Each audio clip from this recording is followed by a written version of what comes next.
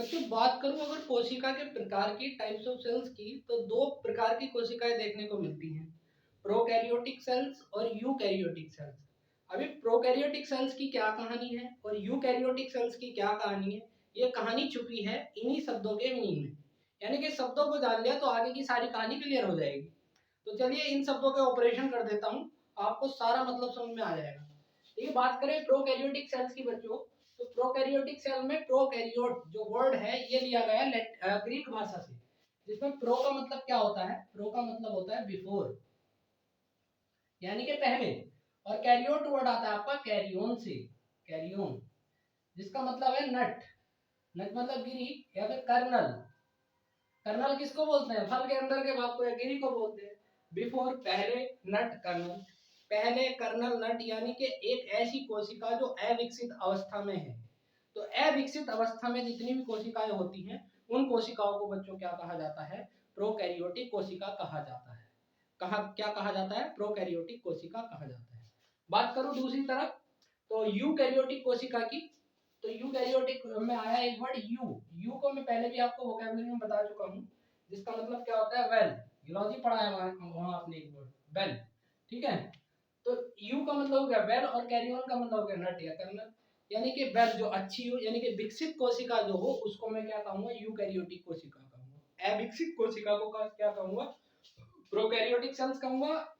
और विकसित कोशिका को क्या कहूंगा, यूकैरियोटिक सेल कहूंगा। अब देखो इसमें क्या होने वाला है आगे, क्या नहीं होगा। इसी वर्ड से सब क्या हो जाएंगे, सारे ताले खुल जाएंगे सारे शब्दों के, और सारे जो अंग किसमें है किसमें नहीं है, किसमें प्रेजेंट है किसमें नहीं है, ये सब इससे ही खुल जाएंगे। देखो अविकसित, विकसित, इतना ध्यान रखना है आपको पूरे टॉपिक तक, अविकसित और विकसित। अब बात करते हैं बच्चों इनकी प्रेजेंस की, कि ये कहाँ उपस्थित होती हैं और कहाँ उपस्थित नहीं होती। याद करो जब मैं आपको 5 जगत प्रणाली पढ़ा रहा था, वेटकर ने 1969 में दी थी जो, ठीक है। तो मैंने आपको वहां 5 जगत पढ़ाए थे, 5 जगत पढ़ाए थे ना, 5 किंगडम्स पढ़ाई थी। इसमें कौन कौन से थे, मोनेरा, प्रोटिस्टा, कवक, फंजाई और पादप। यही थे, पादप और इसके अलावा जंतु था, ठीक है। 5 हो गए जंतु। बच्चों वहां पे मैंने आपको बताया था कि जो ये मोनेरा है, मोनेरा, इसमें जो कोशिकाएं पाई जाती है वो प्रोकैरियोटिक कोशिकाएं पाई जाती हैं। यानी कि और मोनेरा में कौन से जंतु आ रहे थे, जिनकी कोशिका एक थी, यानी कि एक कोश के जंतु, जैसे कि जीवाणु हो गए, माइक्रोप्लाज्मा हो गए, या नील हरित शैवाल हो गए, ब्लू ग्रीन एल्गी होगी, ठीक है। ये सब आते थे। इसका मतलब प्रोकैरियोटिक कोशिकाएं कहाँ पाई जा रही हैं, मोनेरा जगत वाले जंतुओं में, यानी कि जीवाणुओं में, नील हरित शैवाल में, माइक्रोप्लाज्मा में। इसका मतलब है कोशिका होगी एक, कोशिका एक होगी तभी हम इसको क्या कह रहे हैं, प्रोकैरियोटिक सेल्स कह रहे हैं, अविकसित कोशिका कह रहे हैं, ठीक है जी। और बात करें यूकैरियोटिक की, तो यूकैरियोटिक सेल्स हमारे अंदर पाई जाती है, बहुकोश के जीव जंतु में। जितने भी मोनेरा के अलावा अदर किंगडम थे उनमें सब में क्या है, यूकैरियोटिक सेल्स थी। वहां पे डिफरेंस क्लियर कराया था मैंने। तो जंतु में, पादप में, कवक में, इनमें क्या होता है आपका, यूकैरियोटिक सेल्स पाई जाती है, ठीक है जी। अब बात करते हैं आगे कि हिस्टोन प्रोटीन क्या इसमें उपस्थित है और क्या इसमें अनुपस्थित है, उसकी बात करते हैं। देखो हिस्टोन प्रोटीन, अब पहले ये तो पता हो कि हिस्टोन प्रोटीन है क्या, उपस्थिति अनुपस्थिति की बात तो बाद में करूँ। तो मैं इसको समझा देता हूँ, देखो आपको ये टॉपिक अलग से नहीं है, यहीं पे क्लियर कर देता हूँ इसको। देखिए हिस्टोन प्रोटीन क्या है, हिस्टोन प्रोटीन डीएनए से लिपटा रहता है। अब ये डीएनए क्या है, तो ये पूरा स्ट्रक्चर अभी क्लियर करूंगा। बस इतना ध्यान रखें, हिस्टोन प्रोटीन ही जिम्मेदार है आपकी वंशानुगत विकास के लिए, ठीक है। जो पीढ़ी दर जो आपका वंश बढ़ता है, वो हिस्टोन प्रोटीन ही ले जाता है उस चीज को, जीन को, ठीक है। तो हिस्टोन प्रोटीन इसका जिम्मेदार है। देखिए बात करें तो आपको इस हिस्टोन प्रोटीन समझने से पहले बात को, पहले आपको समझना पड़ेगा डीएनए, डीएनए क्या होता है। तो देखो ये मान लो क्रोमोसोम है, कोई गुणसूत्र है, गुणसूत्र है, ठीक है। और ये आपका निकला यहाँ से डीएनए का तार, ये मैं बना देता हूँ डीएनए का तार। फिर यहाँ से बारीक हुआ, तो जाकर के एक बॉल पे चिपक गया, ये बॉल, और फिर आगे गया, फिर एक बॉल पे चिपक गया, फिर आगे गया। तो ये है आपका गुणसूत्र कहते थे क्रोमोसोम को, गुणसूत्र, ठीक है। गुणसूत्र है। पहले आप डीएनए समझो, डीएनए को बता देता हूँ पहले मैं आपको, डीएनए क्या होता है। देखो कोशिका के अंदर धागेनुमा संरचना पाई जाती है जिसकी लंबाई 2 मीटर तक हो सकती है, यानी कि आदमी के जितनी लंबाई तक भी हो सकती है। ठीक है, तो उस धागेनुमा संरचना को 2 मीटर, अब देखो कितने हो गए, 46 गुणसूत्र होते हैं हमारे अंदर, या फिर 23 जोड़े कह लो। और वो छोटी सी कोशिका जिसको आप माइक्रोस्कोप से देखना पड़ रहा है, उसमें कैसे आ गए 46 के 46 और एक की लंबाई इतनी बता रहे हो।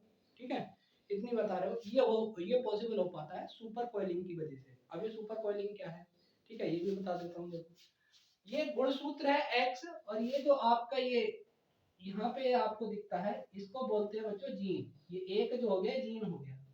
ठीक है, ये धागा है, और ये धागा क्या है आपका, डीएनए का धागा है। डीएनए क्या कह रहा हूँ मैं इसको, डीएनए का धागा है। ठीक है, डीएनए का धागा है। डीएनए का धागा क्या करता है, सुपर कोइलिंग करता है किस पे, हिस्टोन प्रोटीन पे, हिस्टोन प्रोटीन।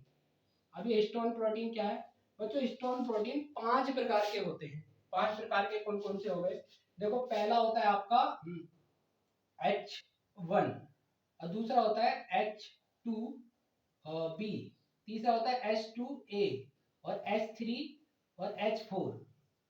ये 5 प्रकार के क्या है, हिस्टोन प्रोटीन होते हैं जो आपकी वंशानुगत गति के जिम्मेदार हैं। ठीक है, अब देखो ये कैसे काम करते हैं ये भी बता देता हूँ। अभी पहले समझो कि इतना लंबा डोरी इतनी सी कोशिका में कैसे आ जाती है। ये सुपर कॉइलिंग करता है, यानी कि इसके डीएनए के चारों तरफ लिपट जाता है, लिपट जाता है, लिपट जाता है, और लिपट लिपट कर ऐसे क्या क्या है और घना होता जाता है, घना होता जाता है, तो आगे इसमें क्रोमेटिन में बदलेगा। ठीक है, तो ऐसा करके ये क्या है कोशिका में पैक हो जाता है। अब देखिए इतनी बात तो क्लियर होगी। मैं इतनी चीज हिस्टोन प्रोटीन की बात आ रही है तो हिस्टोन प्रोटीन की बात क्लियर कर देता हूँ बाल को। देखो अगर मैं इस गोले को खोलूं, गोलाकार संरचना को खोलूं जिससे डीएनए का धागा लिपटा हुआ है, तो ये कुछ ऐसे दिखाई देगी बॉल के आकार में, 4 तरीके के, ये ऐसे ही ये दिखाई देता है आपका, ऐसे ही ये दिखाई देता है आपका, और ऐसे ही ये दिखाई देता है। ठीक है जी, अब देखिए ये जो है इसको मैं H2B कह दे रहा हूँ, और इसको H2A कह रहा हूँ अंदर वाले को, और इसको मैं H3 कहता हूँ, इसको H4 कहता हूँ। ये जिस सीक्वेंस में मैं बना रहा हूँ इसी सीक्वेंस पे रहते हैं। H2B हर जो हिस्टोन प्रोटीन है हर प्रकार का 2 बार कोइलिंग करेगा। H1 इसमें भाग नहीं लेता है, H1 भाग नहीं लेता है। ठीक है, तो H21 के ऊपर H2B नहीं रहेगा, H2B के ऊपर H2B नहीं रहेगा, H2B के ऊपर H2A रहेगा, यानी कि ऊपर वाला कौन सा हो गया, इसके डबल पोर्शन हो जाएगा, तो H2A हो गया।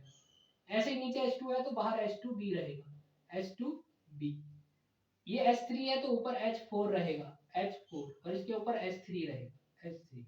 ऐसे करके ये क्या करता है, बॉल बना देता है। ठीक है, यही है बच्चों आपका हिस्टोन प्रोटीन, जो कॉइलिंग हो रखी है जिसकी, किसके थ्रू हो रखी है, डीएनए के थ्रू। अब ये H1 कहा करता है, ये मैं आपको डीएनए में स्पष्ट रूप से बताऊंगा, अभी बेसिक समझ लीजिए, वरना प्रोकैरियोटिक और यूकैरियोटिक एक तरफ को रखा रह जाएगा। ठीक है, तो अब ये इसके चारों ओर लिपटा हुआ है डीएनए।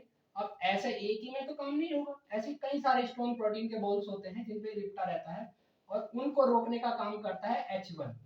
कौन सा काम करता है, हिस्टोन प्रोटीन, H1। ठीक है, तो ये हिस्टोन प्रोटीन, हिस्टोन प्रोटीन, अब हिस्टोन प्रोटीन ही क्या आगे करेगा, डीएनए मिलेगा, आरएनए मिलेगा, हिस्टोन प्रोटीन मिलेगा, और नॉन हिस्टोन प्रोटीन मिलेगा। डीएनए, आरएनए, हिस्टोन प्रोटीन और नॉन हिस्टोन प्रोटीन, और ये मिलकर के क्या बना देते हैं, क्रोमेटिन बना देते हैं। इसी के स्ट्रक्चर को बाद में क्या कहा जाता है, क्रोमेटिन कहा जाता है। ठीक है, तो बात मैं कर रहा हूँ कि हिस्टोन कहाँ होता है कहाँ नहीं होता। अब देखो एक बात बताओ, ये तो है आपकी अविकसित कोशिका, अविकसित कोशिका। जब अविकसित कोशिका है तो यहाँ क्या हिस्टोन प्रोटीन है, हिस्टोन प्रोटीन नहीं हो, तो क्रोमेट इसमें क्या होता है, हिस्टोन प्रोटीन अनुपस्थित रहता है, और इसमें क्या होता है। अब देखो बालको, जब हिस्टोन प्रोटीन ही नहीं है तो क्रोमेटिन बनेगा क्या, क्रोमेटिन बनता नहीं है। क्रोमेटिन क्या है, DNA, RNA, non histone protein और हिस्टोन प्रोटीन को मिला करके बनता है। ठीक है, क्रोमेटिन। तो क्रोमेटिन नहीं बनेगा जब हिस्टोन प्रोटीन ही नहीं है।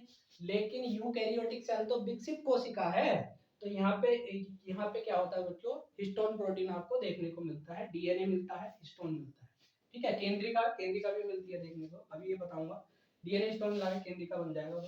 यहाँ देखें तो हिस्टोन प्रोटीन की बात करूं, प्रोकैरियोटिक सेल्स में हिस्टोन प्रोटीन नहीं होता है, यूकैरियोटिक सेल्स में हिस्टोन प्रोटीन पाया जाता है। ठीक है बच्चों, चलिए आगे आते हैं।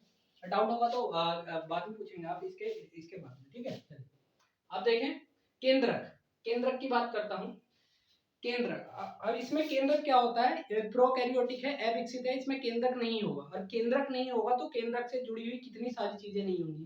देखो कोशिका में आपको मान लो जंतु कोशिका बना रहा हूँ, ये जंतु कोशिका है, ठीक है, ये आपकी थी ये झिल्ली थी, ठीक है, और अंदर है केंद्रक द्रव्य, सॉरी जीव द्रव्य, जीव द्रव्य है प्रोटोप्लाज्म, और उसके अंदर है केंद्रक, और केंद्रक के अंदर है केंद्रिका, और केंद्रक पे घिरा होता है केंद्रिका, केंद्रक झिल्ली से, केंद्रक झिल्ली से, ठीक है, और अंदर है केंद्रक, केंद्रिका। ये कोशिका की स्ट्रक्चर पहले भी बताई है आपको, ठीक है। अब देखो बच्चों, प्रोकैरियोटिक है अविकसित, और अविकसित में जब केंद्रक नहीं है तो उसमें तो होगा, वो तो विकसित है। केंद्रक के साथ साथ क्या नहीं होगा इसमें बताओ, केंद्रक झिल्ली नहीं होगी, तो जब केंद्रक ही नहीं है तो केंद्रक झिल्ली क्या करेगी, और केंद्रक के अंदर ही होती है केंद्रिका, तो केंद्रिका भी नहीं होगी इसमें, ठीक है। इंडोप्लाज्मिक रेटिकुलम भी देख लीजिए, अंतःद्रव्यी जालिका बोल देते हैं। केंद्रक के चारों ओर जो है एक जालीनुमा संरचना दिखाई देती है, ऐसे करके एक जालीनुमा संरचना दिखाई देती है, इसको इंडोप्लाज्मिक रेटिकुलम कहा जाता है। और जब केंद्रक ही नहीं है तो ना तो केंद्रक झिल्ली होगी, ना ही उसमें पाई जाने वाली केंद्रिका होगी। केंद्रक के साथ साथ जुड़ी है केंद्रिका, और केंद्रक झिल्ली, और इंडोप्लाज्मिक रेटिकुलम भी जुड़ा हुआ है। तो ये तीन केंद्रक के ना होने से प्रोकैरियोटिक कोशिका में क्या हो जाएंगे, एब्सेंट हो जाएंगे, ठीक है। और यूकैरियोटिक में ये देखने को मिल जाते हैं, केंद्रक रहता है भैया वहां पे तो, और जब केंद्रक है तो झिल्ली भी होगी, केंद्रिका भी होगी, और ये आपका एंडोप्लाज्मिक रेटिकुलम भी होगा, अंतःद्रव्यी जालिका भी होगी, ठीक है।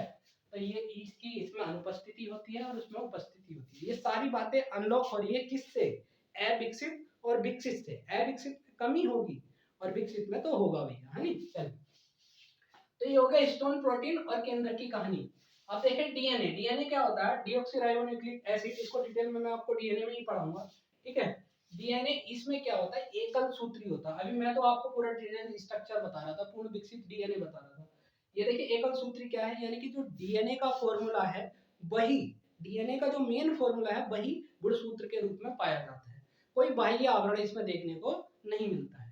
डीएनए का जो मेन फॉर्मूला है वही गुणसूत्र है, क्योंकि एक कोश क्या भैया, उसमें क्या क्या डालोगे आप, तो एकल सूत्री होता है इसमें डीएनए, और इसमें होता है पूर्ण विकसित, क्योंकि कोशिका भी विकसित है और ये तो है विकसित है, तो एकल सूत्री डीएनए पाया जाता है, उसमें पूर्ण विकसित डीएनए पाया जाता है, ठीक है।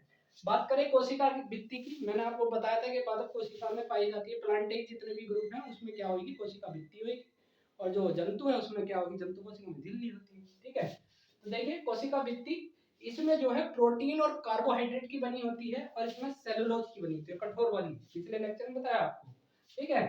तो कोशिका भित्ति की बात करें बालकों, तो इसमें प्रोटीन और कार्बोहाइड्रेट की बनी होती है, और कोशिका भित्ति इसमें किस चीज की बनी होगी, इसमें सेलुलोज की बनी होगी, ठीक है, सेलुलोज। चलिए बात करते हैं कोशिका विभाजन की। देखो एक ही कोशिका है, ठीक है। कोशिका विभाजन क्या चीज है, कोशिका का विभाजन क्या होता है बच्चों, रोडोल्फ बिर्चो ने ये बताया था आकर के कि कोशिका विभाजित होती है और नई कोशिका बनती है, ऐसा करके हमने कोशिका के पहले लेक्चर में पढ़ा था, ठीक है, कोशिका में पढ़ा था। एकल सूत्री विभाजन, अर्धसूत्री और समसूत्री विभाजन क्या होते हैं, ठीक है, मियोसिस मिटोसिस क्या होते हैं, अर्धसूत्री समसूत्री, ये भी क्लियर कर देता हूँ। कोशिका खुद ही विभाजित हो रही है और विभाजित होकर के नई कोशिका बन रही है। अगर जितनी कोशिका विभाजित हो रही है उतनी ही कोशिका बन रही है, जितनी कोशिका विभाजित हुई नष्ट हुई उतनी ही कोशिका नहीं बन गई, तो वो हो गया समसूत्री। समसूत्री भैया इतनी कोशिकाएं नष्ट हुई थी और इतनी ही कोशिकाएं दोबारा से बन गई। मान लो मेरे यहाँ चोट लग जाए, कुछ दिनों बाद ये क्या है, बिल्कुल सरफेस प्लेन हो जाएगा, यानी कि जितनी कोशिका ऊतक के रूप में नष्ट हुई थी मेरे, उतनी कोशिका दोबारा हो गई, यानी कि समसूत्री हुआ है। जब अर्धसूत्री समसूत्री बताऊंगा तब आपको डिटेल में बताऊंगा, अभी आप बेसिक समझो, ठीक है। तो समसूत्री क्या हो गया, जितनी कोशिकाएं विभाजित हुई हैं उतनी फिर से बन गई, तो समसूत्री विभाजन। अर्धसूत्री जितनी विभाजित हुई हैं उसकी आधी बनी है, मान लो चोट लगी आधा गड्ढा रह गया और आधा गड्ढा बन गया मेरा, सही से चोट लगी तो वो आधी कोशिकाएं निर्मित हुई, अर्धसूत्री विभाजन, ठीक है, अर्धसूत्री। और यहाँ पे क्या होता है भैया, कोशिका ही एक है, कोशिका क्या है, एक है और वही बनेगी दोबारा, तो एकल सूत्री विभाजन यहाँ पे देखने को मिलता है, क्योंकि एक कोश के होते हैं प्रोकैरियोटिक सेल्स सारे, एक कोश के होते हैं। तो कोशिका विभाजन अर्धसूत्री समसूत्री देखने को मिल सकता है आपको यूकैरियोटिक सेल्स में, ठीक है, और प्रोकैरियोटिक सेल्स में आपको एकल सूत्री विभाजन देखने को मिलता है, कोशिका ही एक है वही विभाजित वही बनेगी, ठीक है। अब बात करते हैं, देखिए लाइसोसोम। लाइसोसोम आत्मघाती तैली केंद्रिका, केंद्रक के अंदर माइटोकॉन्ड्रिया, विद्युत ग्रह, रिक्तिका हो गई, गोल्गी का है, गोल्जी काय क्या करता है, इसको ट्रांस क्या कहते हैं, यातायात प्रबंधक कहते हैं, यातायात प्रबंधक का कार्य करता है। ठीक है, गोल्जी काय ये कोशिका के पार्ट्स में आप पढ़ चुके हैं। ठीक है, ये और गोल्जी काय के बाद सेंट्रियोल, सेंट्रियोल को क्या कहते हैं, तारक केंद्र। ये सारे के सारे प्रोकैरियोटिक में होने चाहिए कि नहीं होने चाहिए, आप ही बताओ। जब प्रोकैरियोटिक अविकसित है तो इसमें नहीं होंगे, यूकैरियोटिक विकसित है तो इसमें होंगे। ठीक है, तो यानी कि लाइसोसोम, केंद्रिका, माइटोकॉन्ड्रिया, रिक्तिका और गोल्जिका और सेंट्रियोल या तारक केंद्र कह लो, ये आपके प्रोकैरियोटिक कोशिका में तो अनुपस्थित रहते हैं और उसमें उपस्थित रहते हैं। ठीक है, इसको याद करने का तरीका बता देता हूं बाल को, देखो ला के मा री गो ली सेंटर में, ला के मा री गोली सेंटर में, ला के मारी गोली सेंटर में, ला के मारी गोली सेंटर में सारे अनलॉक हो जाएंगे। देखो ला से लाइसोसोम, के से केंद्रिका, मा से माइटोकॉन्ड्रिया, री से रिक्तिका, गोली से गोल्जिका और सेंटर से सेंट्रियोल। ठीक है, तो ये प्रोकैरियोटिक सेल्स में क्या रहेंगे, अनुपस्थित रहेंगे और उसमें क्या, इसमें एब्सेंट रहेंगे, उसमें प्रेजेंट रहेंगे। ठीक है, अब बात करते हैं राइबोसोम की। ठीक है, राइबोसोम क्या है, प्रोटीन का संश्लेषण करता है, कोशिका अंग में पढ़े हैं। ठीक है, तो ये 70S प्रकार के होते हैं और वो 80S प्रकार के होते हैं। अब ये बात क्लियर नहीं हो पाती है बालकों को कि ये 70S प्रकार क्या है और ये 80S प्रकार क्या है। देखो राइबोसोम क्या है, आपका प्रोटीन का संश्लेषण करते हैं, यानी कि प्रोटीन को संश्लेषण के लिए जगह देते हैं ये राइबोसोम कि यहाँ संश्लेषित हो जाओ। ठीक है, राइबोसोम, इसे प्रोटीन की फैक्ट्री भी कहा जाता है। राइबोसोम को, राइबोसोम को क्या कहा जाता है, प्रोटीन की फैक्ट्री कहा जाता है। अब देखो 70S प्रकार क्या है बच्चों, 70S प्रकार में अगर मैं बात करूं प्रोकैरियोटिक की तो 70S प्रकार होता है। 70S ये बनेगा आपका 50S प्रकार से और 30S प्रकार से। और बात करूं इसकी यूकैरियोटिक की तो 80 में क्या होता है बच्चों, 60 और 80 में क्या होता है, 60 और 40 होते हैं। 80 में 60 और 40, 60S और हाँ 60S और 40S प्रकार के। ठीक है, इससे क्या होगा, 80 वाला बन जाएगा। नीचे लिख देता हूँ 80S प्रकार, 60S और 40S। ठीक, यहाँ पे अगर S का मीनिंग आपको क्लियर हो गया, ठीक है, S का मीनिंग क्लियर हो गया तो बाकी बात क्लियर होगी। S का मतलब होता है बच्चों स्वेडबर्ग, स्वेडबर्ग इकाई, स्वेडबर्ग इकाई, या हिंदी में इसको अपसाधन कह देते हैं, अपसाधन इकाई, अपसाधन इकाई। ठीक है, अपसाधन इकाई। स्वेडबर्ग इकाई क्या है, देखिए ये जो राइबोसोम है ना, ये एक बड़ी इकाई से और एक छोटी इकाई से मिलकर के बनते हैं। राइबोसोम हमेशा और हमेशा बड़ी इकाई से और छोटी इकाई से मिलकर के बनते हैं। यानी कि ये भी एक बड़ी इकाई से बना होगा और ये भी एक छोटी इकाई से बना होगा, ये भी बड़ी से छोटी से। देखो बच्चों, अब क्या करते हैं, अपसाधन आपको समझ में होना चाहिए। अपसाधन यानी कि अपसाधन का मतलब है नीचे बैठ जाना, नीचे बैठ जाना। एक स्वेड, एस का मतलब है स्वेडबर्ग इकाई, और एक स्वेडबर्ग इकाई में होते हैं आपके 10⁻⁻13 सेकेंड।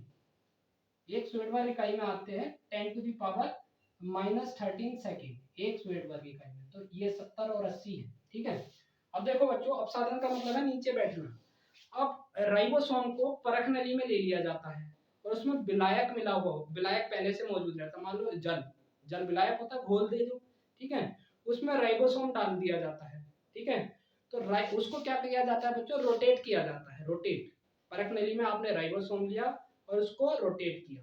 ठीक है, तो रोटेट किया तो जो अवसाधन है, यानी कि राइबोसोम का नीचे बैठना है परख नली में, ये परख नली है मान के चलो, इस परख नली में राइबोसोम नीचे बैठ रहा है। कब बैठ रहा है, जब आप उसको 70S स्पीड दे रहे हो, 70S स्पीड दे रहे हो तो राइबोसोम नीचे बैठ रहा है। ये हमको कहाँ देखने को मिला, प्रोकैरियोटिक सेल्स में। यानी प्रोकैरियोटिक सेल्स में जब हमने राइबोसोम को लिया और उसको परख नली में डाला, मशीन में घुमाया तो 70S स्पीड दी।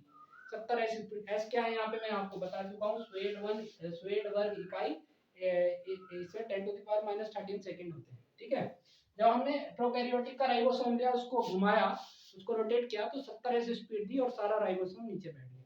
ठीक है, अब हमने इसका क्या किया, अलग अलग अभिक्रिया। जो बड़ी इकाई है राइबोसोम की जो बड़ी इकाई है 50S जो है, ठीक है, उसको हमने रोटेट किया तो उसको देखा हमने बड़ी इकाई को रोटेट करने के कि वो 50S स्पीड दी और नीचे अपसाधन हो गया। 50S स्पीड पे बड़ी इकाई का अपसाधन हो गया और छोटी इकाई का 30S स्पीड देने पे अपसाधन हो गया। तो इसलिए इसको 50s और 30s कहा जाता है। कभी भी इसका जोड़ के मत कर देना कि ये जोड़ के 70 हो गया, ठीक है। ये अलग अलग स्पीड्स हैं जिन पे क्या है अपसादन किया जा रहा है किसका, राइबोसोम का, ठीक है। अब बात करते हैं अगर इनकी यूकैरियोटिक सेल्स की, तो इसमें 80s प्रकार के हैं। माने हैं कि यहाँ से यूकैरियोटिक सेल से राइबोसोम लिया हमने और परखंडी में डाला और उसको रोटेट किया, तो जो जितना भी राइबोसोम था वो 80 ऐसी स्पीड पर क्या हो गया, अपसादन हो गया, नीचे बैठ गया, ठीक है। अब बड़ी इकाई ली तो बड़ी इकाई 60 ऐसी स्पीड पे और छोटी इकाई 40 ऐसी स्पीड पे नीचे बैठ गई, इसलिए इनको 70s और 80s प्रकार के राइबोसोम कहा जाता है। तो ये राइबोसोम हो गया, इसमें 70s प्रकार के, उसमें 80s प्रकार के। एक बार बताओ, ये अविकसित है वो विकसित है, तो अविकसित में कम प्रकार के होने चाहिए और इसमें ज्यादा प्रकार के होने चाहिए, ये याद करने के लिए बता रहा हूँ। तो इसमें 70s प्रकार के होते हैं, उसमें 80s प्रकार के होते हैं, ठीक है। प्रकाश संश्लेषण कहाँ होता है, अगला पॉइंट है प्रकाश संश्लेषण बच्चों, ठीक है। ये क्लियर हो गया होगा, प्रकाश संश्लेषण है आपका। देखिए बात करें प्रकाश संश्लेषण की, ठीक है, फोटोसिंथेसिस की, तो ये होता है थाइलेकाइड में और इसमें होता है क्लोरोप्लास्ट में। क्लोरोप्लास्ट क्या है, आप पत्ता लो, कोई भी प्लांट का पत्ता लो, उसमें छोटे छोटे छिद्र दिखाई देंगे, उन छिद्रों को हम क्या कहते हैं, क्लोरोप्लास्ट कहते हैं।